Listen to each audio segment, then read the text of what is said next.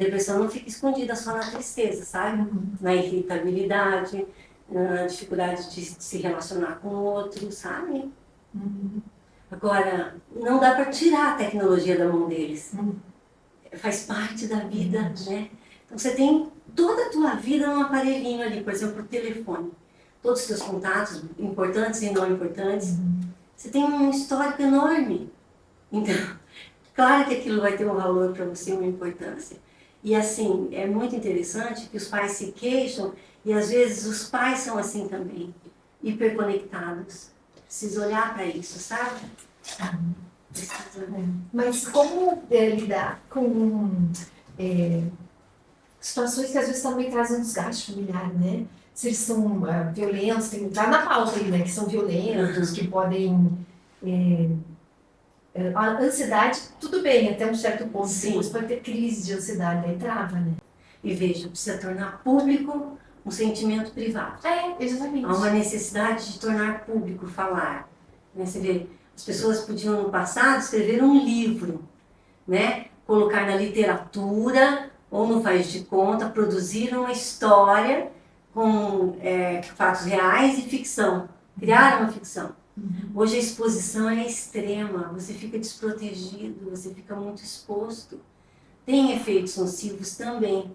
Só nocivos não, muitas pessoas, a hora que conseguem expor, tornar público, falar daquilo, tem uma quantidade de cura nisso, em alguns casos. Mas em outros as pessoas são cruéis, ofendem, se mata logo. É um horror do que o ser humano é capaz, atrás de uma tela. Né? A coragem aumenta. Linda, quais são os principais motivos para esse número tão elevado de casos de ansiedade e depressão ainda na adolescência? Preocupante, né? É um índice alto, sim, você tem razão, e preocupa muito. Agora, os motivos, delicado, porque tem o contexto familiar e tem o contexto social. Então, assim, familiar, como que é o lugar desse jovem, né? Desse adolescente na família? Tem acolhimento, tem os pais juntos, quem faz função materna e paterna, é acolhido, se sente amado, são várias questões. No social, há uma injunção de goze a vida é agora. A imposição de que não se pode renunciar, você tem que viver alegre e feliz. Quem é feliz sempre, o tempo todo, é impossível. Então tem uma injunção de algo que é impossível, né? Seja feliz. Se você perguntar para a maioria dos pais, o que você deseja para os teus filhos? Quero que seja feliz. Poxa, pode desejar que ele seja astronauta, presidente do país, são coisas que ele pode trabalhar para isso e se tornar algo possível. Agora, ser feliz, plenamente feliz, é impossível. Então, o que eu estou dizendo é que a injunção de felicidade, que nem sempre existiu, é recente no contexto histórico da humanidade, provoca isso dessa ansiedade, dessa tristeza, porque eu vejo que o outro está feliz, né? Aí a gente tem as redes sociais, né, Elisa? O outro está feliz, eu não. O outro está comendo aquilo, eu não. Está comendo e às vezes nem está gostando. Está postando que ama e está terminando o namoro. Ou seja, tomamos como verdade a ficção e nos comparamos. E a comparação faz sofrer. A comparação no âmbito familiar, a comparação no social. Quando nós nos comparamos com o outro, nós sofremos. Porque temos um desejo de reconhecimento. E não nos sentimos reconhecidos e sofremos com isso. Às vezes, adoecemos. Quais são as principais características da fase que acabam trazendo também esses quadros maiores de ansiedade e até mesmo depressão, que a gente pode dizer que é ainda mais grave? Bom, primeiro, há um tempo na vida, na infância, que a criança acha muito interessante a vida do adulto. Tão ocupado, indo e vindo, me leva junto, não vai trabalhar, eu quero você, quero ficar com você, não quero ir para a escola, segunda-feira é sempre uma problemática, porque estão juntos em família, a criança tem que ir para a escola, os pais trabalharem. Daí cresce, e de repente olha para aquela vida do adulto e, poxa, não é tão interessante quanto eu pensava. Nossa, como que eles podem viver assim? Reclamam tanto. Então também tem a dinâmica familiar aí. Mas enfim, já não é tão interessante. E aí muitos, eu não quero crescer. É isso? Eu não quero. Percebe o quê? Percebe que há riscos na vida, que não há garantia e que não se satisfaz plenamente, que era uma ilusão. Não existe uma satisfação total. E agora? Então eu não quero crescer. Eu quero voltar para o faz de conta da infância. Não dá. Precisamos crescer. Ou crescemos ou adoecemos, né? E quando crescemos com amor, mais fácil. Com acolhimento, né? E um filho também nunca responde totalmente no ideal dos pais, né? E nessa fase, na adolescência, eles têm que lidar com a perda corporal do corpo infantil, da mente infantil, eu estou dizendo aqui do faz de conta, daquele momento, de se sentir tudo e muito importante para o outro. Há uma separação da proximidade corporal da família, se isola mais. São várias perdas. Só para o jovem? Não, para os pais também.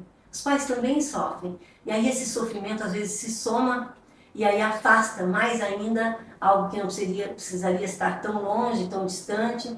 Os pais se recolhem na sua tristeza, no seu luto, porque perderam a criança, mas podem ganhar um jovem ali, que precisa desse olhar. Precisa que você não desista dele, que você olhe para ele e diga, eu estou aqui, eu sou adulto, conta comigo, né?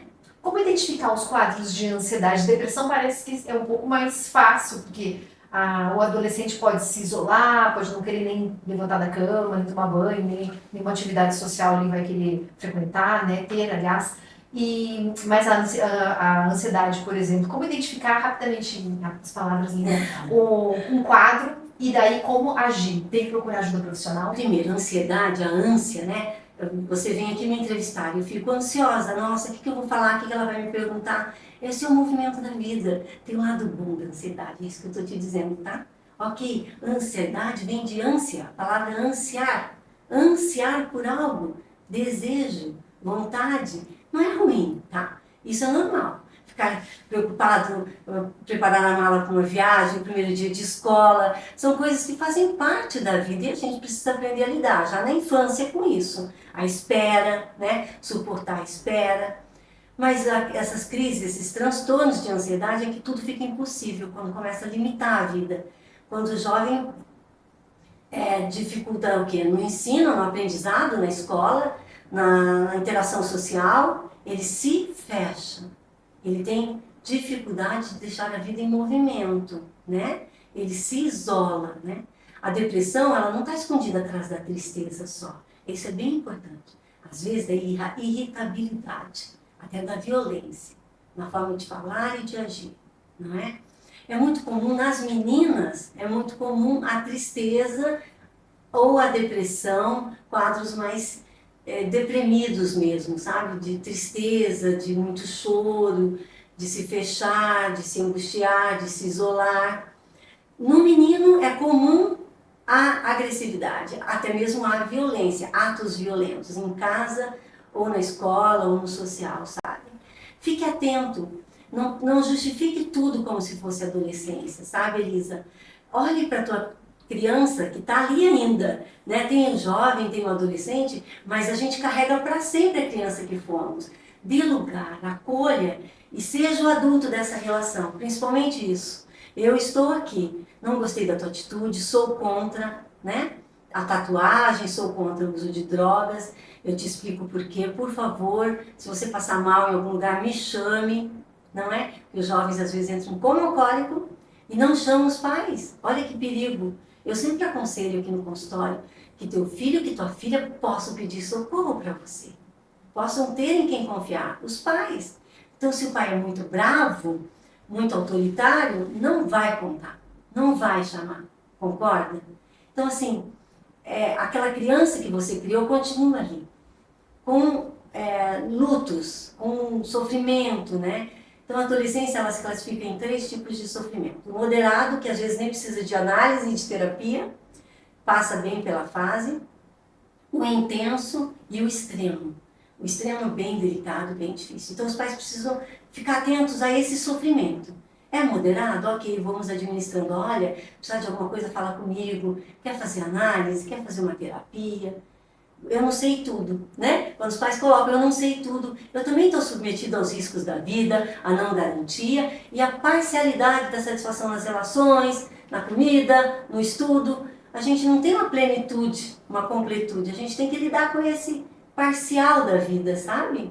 E vocês têm um curso também, então, que pode ajudar os pais nessa hora? Olha, eu acabei de lançar um curso Reinventando a Vida, que eu abordo desde o antes do nascer até a finitude, que eu falo das relações humanas. Tem 3 aulas sobre a adolescência, onde eu falo melhor, mais especificamente, dos 3 tipos de sofrimento: moderado, intenso e extremo, sabe? Abordo várias coisas que têm muito a ver com a relação humana, pais e filhos, as pessoas com o social, no amor e no trabalho.